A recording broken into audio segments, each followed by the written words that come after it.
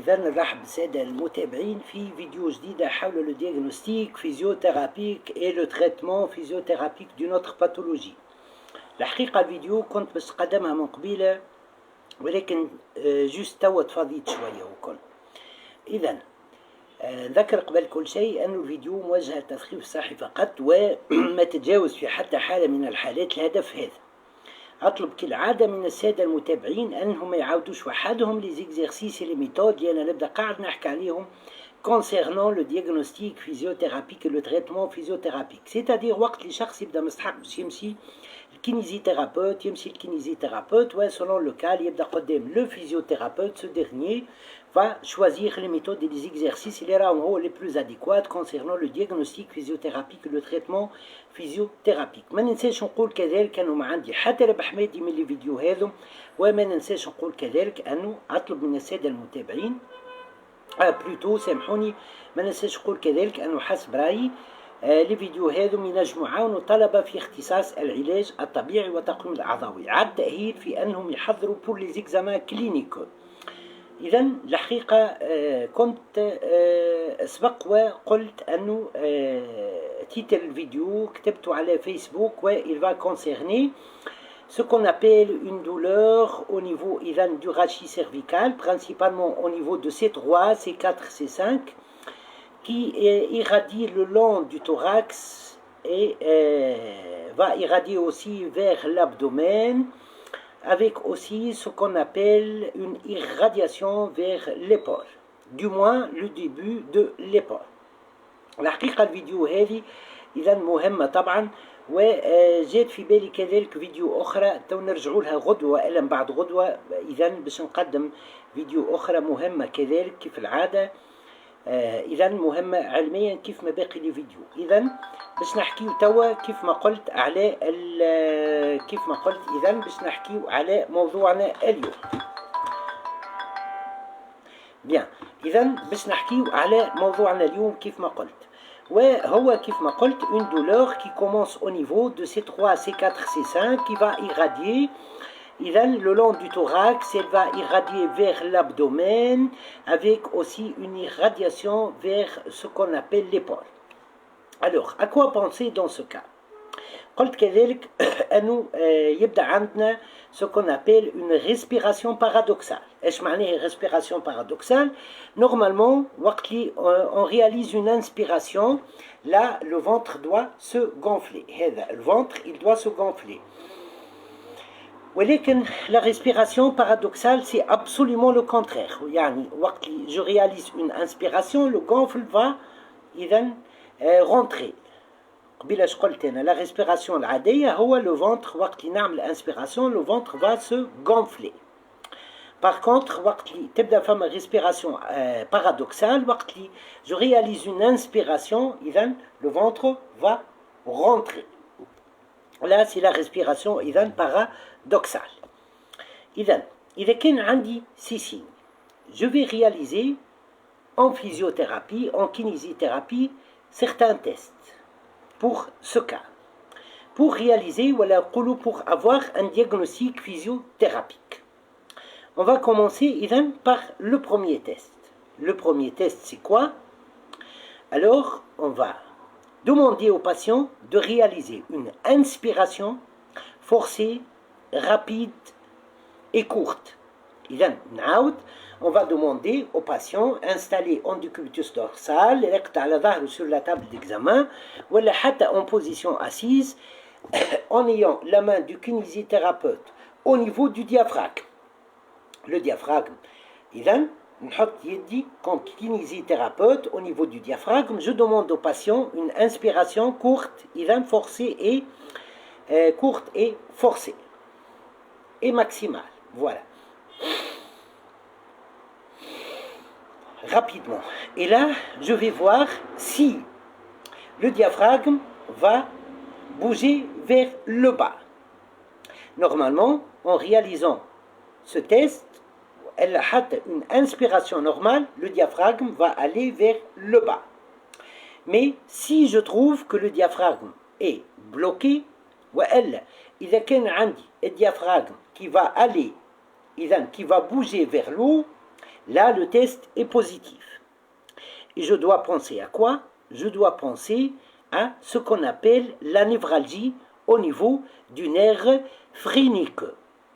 Le nerf phrénique est un nerf qui prend naissance au niveau de C3, C4, C5, qui va aller le long du thorax, il va innerver des fascias et des tissus le long du thorax et des structures le long du thorax, puis il va aller vers l'abdomen.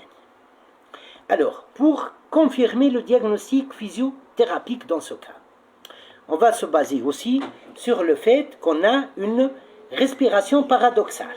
Et là, lors de l'inspiration, on va trouver que le ventre va rentrer au lieu d'avoir un ventre gonflé lors de l'inspiration. On va avoir un gonfle qui va être rentré. Voilà. On va avoir aussi, du point de vue clinique, ce qu'on appelle un essoufflement, une sensation d'essoufflement. Je vais donner un autre test de diagnostic physiothérapique où on va se baser sur le fait qu'on va chercher à inverser les symptômes. Là, كيف ما تعرفوا في الكينيزيثérapie, le diagnostic physiothérapique par des tests, le diagnostic physiothérapique par un tableau clinique, mais كذلك le diagnostic physiothérapique par ce qu'on appelle chercher à inverser les symptômes. إذا كان عندي douleur, je vais proposer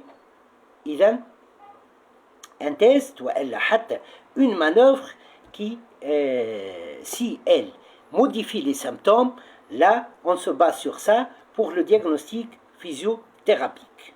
إذا كذلك نذكر أنه في الديagnostic physiothérapique فما كذلك d'autres méthodes أخرين كيف ما la méthode de McKinsey, كيف ما le neurodynamique et plusieurs autres méthodes pour le diagnostic physiothérapique de plusieurs pathologies. On va proposer deux tests qui vont chercher à inverser les symptômes. Si les deux sont positifs, là on est en présence de ce qu'on appelle une compression au niveau du nerf phrénique. Alors, normalement, la compression au niveau du nerf phrénique, au niveau de C3, au niveau de sa racine, au niveau de C3, au niveau de C4 et de C5, elle est causée principalement par ce qu'on appelle une compression causée par une rétraction du muscle sternocleido-occipito-mastoïdien. En abréviation, on l'appelle en kinésithérapie le muscle SCOM, et par les muscles scalènes, le muscle scalène antérieur, moyen et postérieur. Alors, notre diagnostic physiothérapique va se baser sur le fait qu'on va étirer ces deux muscles, voilà, plutôt ces quatre muscles, ces deux muscles, si نجمعوا les trois scalènes في scalène و SCOM وحدها, on va dire quatre muscles si on va considérer أنه فما scalène antérieur, postérieur, moyen, ou فما le muscle sternocleido-occipito-mastoïdien. Alors, on va étirer le muscle scalène. Scalène antérieur et moyen ont une façon d'étirement, ou scalène postérieur ont une façon d'étirement. Alors, on va réaliser une inclinaison contralatérale accompagnée par une rotation contralatérale. Ça, c'est une façon d'étirement. Ou femme كذلك إذن inclinaison contralatérale avec une rotation homolatérale. Voilà. طبعا, on va baisser le moignon de l'épaule. نعاود إذن inclinaison contralatérale avec une rotation contralatérale. Et puis, inclinaison contralatérale avec une rotation homolatérale. Et là, بالنسبة l'étirement, كيف ما قلت, scalène antérieur et moyen, façon, ou scalène postérieur, façon. نجموا ترجعوا لدوتر فيديو وإذا حكيت في الموضوع هذا برشا. Voilà comment étirer scalène antérieur et moyen d'une part et comment étirer le scalène postérieur d'autre part. Et puis, on va étirer aussi ce qu'on appelle les muscles SCOM, sternocleido-occipito-mastoïdien. le muscle squat.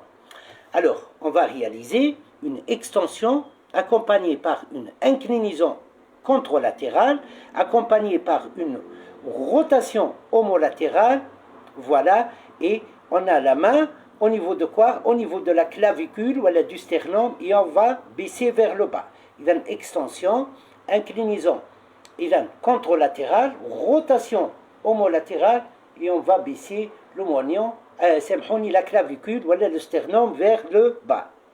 Bien, alors, là, ça ne va pas être un seul étirement. On va réaliser une série, par exemple, de 5 étirements pour chacun de ces muscles. Si je trouve que la sensation de compression, la sensation plutôt de fourmillement et de douleur diminue, ou elle disparaît, on est en présence de ce qu'on appelle une compression au niveau du nerf phrénique. Voilà. Là, c'est pour le diagnostic physiothérapique et on va passer actuellement à ce qu'on appelle le traitement physiothérapique. طبعا كيف ما فما diagnostic physiothérapique, fama le traitement physiothérapique pour la compression du nerf phrénique. Alors, on va commencer par une série d'étirements de ce qu'on appelle le muscle sternoclédo-occipitomastoïdien, que le muscle scalène antérieur et moyen d'une part, le scalène postérieur d'autre part. Voilà. Bien. Alors,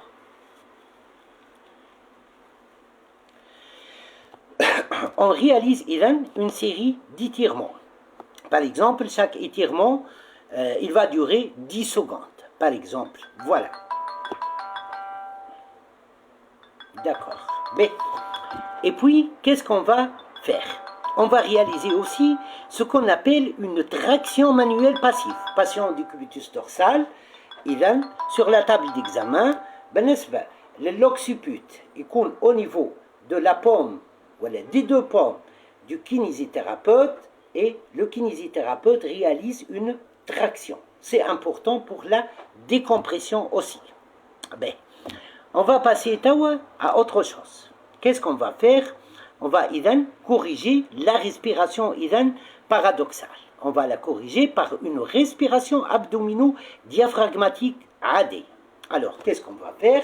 On va demander tout d'abord au patient d'apprendre à réaliser, lors de l'inspiration, un gonflement du ventre. Et lors de l'expiration, un dégonflement du ventre. Inspiration, le ventre se gonfle. Expiration, je rentre le ventre. Najm, binetum zouz, un temps d'apnée, khfif. Apnée, ça c'est un. Bien. De deux, on va renforcer le muscle diaphragme. Petit à petit, on va redonner ce qu'on appelle de la tonicité au muscle diaphragme. L'exercice l'ouleni a un daour fait la récupération de la tonicité pour le diaphragme, mais je mets une sangle et lors de l'inspiration, je demande au patient de gonfler le ventre qui sera contre la sangle. Là, c'est la pression de mes mains. Les sangles. Expiration, je relâche la sangle, je relâche mes deux mains. Inspiration, expiration, voilà. Najm hatta, je spécifie le travail acte. Et je vais renforcer, réactiver ce qu'on appelle l'hémicopole diaphragmatique droite ou l'hémicopole diaphragmatique gauche. Patient du cubitus latéral, je mets la sangle, il lève la main pour avoir une bonne expansion thoracique au col, et puis inspiration et je serre la sangle en gonflant le ventre. Expiration, je dégonfle. Ça, c'est important. Bien. Alors, tout ça, c'est important. Mais je peux utiliser ce qu'on appelle le neurodynamique. Je peux utiliser le neurodynamique pour redonner de la mobilité إذن pour le nerf phrénique et إذن les autres nerfs إذن cervico-brachiaux. Ben, alors, qu'est-ce qu'on va faire? Femme, une façon de glissement qui permet de faire glisser tous les nerfs cervico-brachiaux en même temps. Et là, le nerf radial, le nerf axillaire, le nerf médian, le nerf cubital, le nerf musculo-cutané et le nerf phrénique. C'est quoi cette position? Alors, regardez ma main, elle sera comme ça, voilà. إذن comme ça, extension, إذن abduction, c'est un هبط المواليون de l'épaule, عندي abduction, عندي extension du coude, extension des doigts, extension du poignet, voilà, avec une inclinaison contralatérale. Et puis, regardez, voilà, inclinaison homolatérale, et je réalise ce mouvement, flexion du coude, et je réalise tout ça. Là, c'est bénéfique pour tous les nerfs. إذن cervico-brachiaux. Ben, si vous voulez, نسيت قبيله باش نقول حاجة مهمة. شفت لا ميزون تونسيون، شفتوا لا ميزون تونسيون؟ تذكروا وقت اللي حكيت على النوروديناميك قلت انه je peux utiliser pour chaque nerf une façon de mise en tension pour diagnostiquer une névralgie à son niveau. وحكيت عليهم بالواحد بالواحد. أنا هو le test de mise en tension إذا du nerf إذا médian, du nerf radial, du nerf axillaire, etc. ولكن قلت كذلك أنه فما un test pour tous les cervico-brachiaux, tous les nerfs cervico-brachiaux, واللي هو كيف ما قلت نهبط المواليون de l'épaule, abduction, extension du coude, extension du poignet des doigts et inclinaison contralatérale.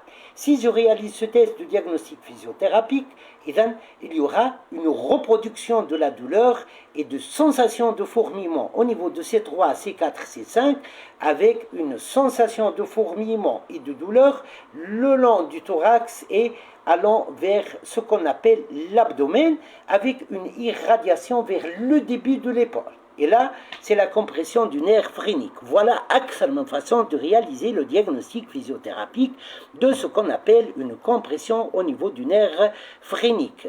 Et puis, voilà comment réaliser un traitement physiothérapique.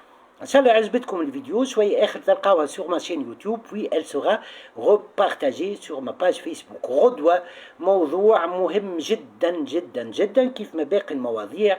الحقيقة أنا نستنى باش نقدمه على خاطر راهو غيالمون أنا نلقى متعة كبيرة وأنا نقدم في الفيديو العلميين هذا. نعرف اللي ما عندي حتى ربح مادي منهم ونعرف أنهم موجهين للتثقيف الصحي فقط ولكن أنا je trouve une satisfaction كبيرة برشا وقت اللي نقدم لي فيديو العلميين هذو. شوية آخر تلقاو الفيديو sur ma chaîne YouTube puis elle sera repartagée sur ma page Facebook. مرحبا بكم وإلى اللقاء. مرحبا.